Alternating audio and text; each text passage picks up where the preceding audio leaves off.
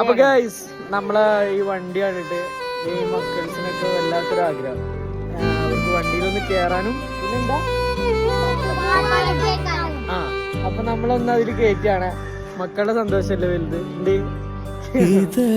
അപ്പൊ അത് കാണാം. നീ സ്നേഹത്തിൽ വാടിത്തീരല്ലേ വെറുതെ നിന്നോരത്തെന്നും കൂടാനോർത്തല്ലേ നിറയെ പൂക്കുന്നൻ തീരമോഹത്തുമ്പാലെ ഇനിയും നിന്നുള്ളം നോവല്ലേ അകാലെ കനവിനാരികെ ഇരുവഴികളിൽ മനസ്സുകൾ